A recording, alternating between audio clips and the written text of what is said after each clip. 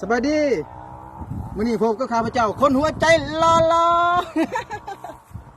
จากส่องวังเผาวังน้ำเย็นมื้อนี้จะพาทุกคนไปอันเบิ่ง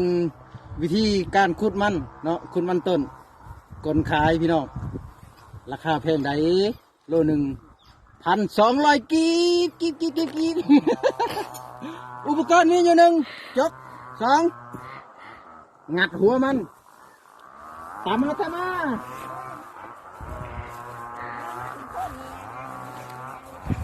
อนนี้เพิ่นกำลังอันนั้นเนาะเก็บกู้ผลผลิตของเพิ่นพอเพิ่นตากมันได้หลายมือเลยเด้นี่ก็แม่นมันแห้งแล้วเนี่ยมันแห้งแล้วหลายชอบเลยพี่น้องหลายชอบแล้วไปให้พาไปกดมันนำกัน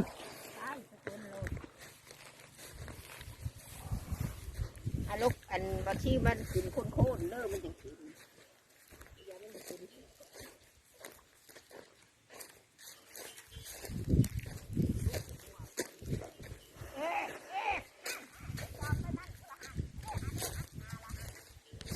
ฮอดแล้ว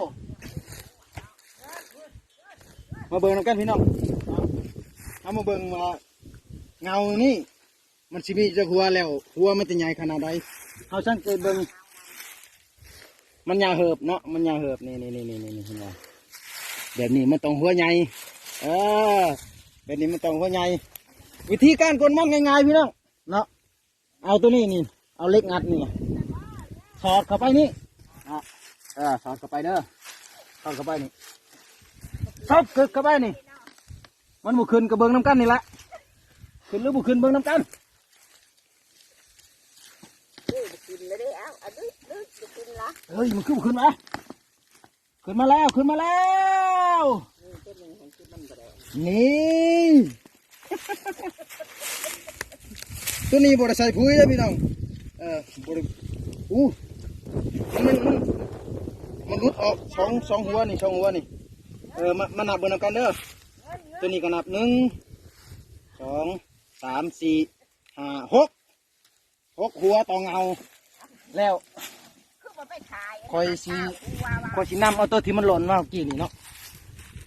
น้ำเอาก่อนนี่มาเงานี่เด้อบัดนี้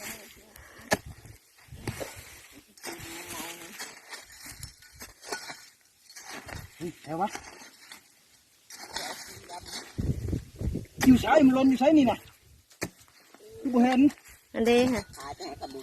ฮะหัว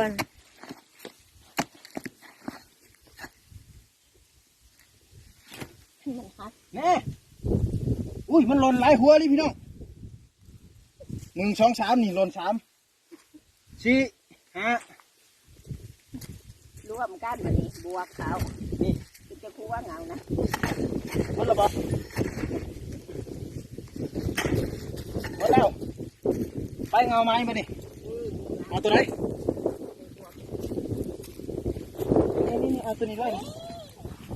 เอาตัวนั้นเอาตัวนี้แม่ว่ามันใหญ่เอาตัวนี้เฮ้ยถึงอยู่บ่เนาะเป็นชั้นเนาะหักออกก่อนเนาะหักมันออกก่อนว่าพามาตัดปอนคนนี้เนาะไหมเนาะปอนวางลุมๆเนาะเรื่อยๆมันจะกินละฮะตัวนี้ต้องใหญ่ตัวนี้ต้องหัวใหญ่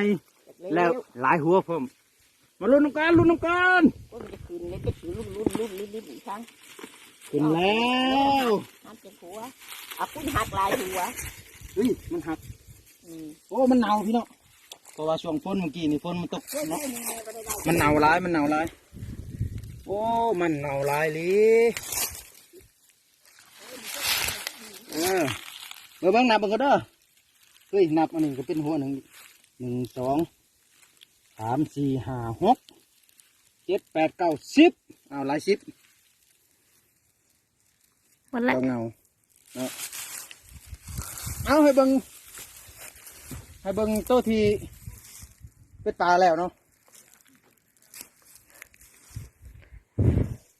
เบิ่งโตที่เป็นปลาแล้ว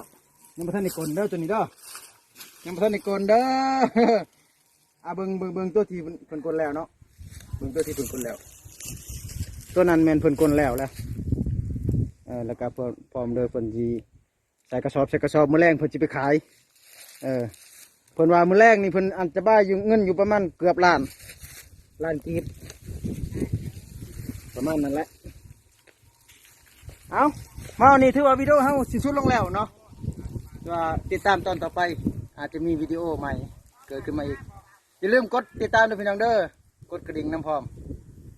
ติดตามคลิปต่อไปขอขอบใจหลายๆ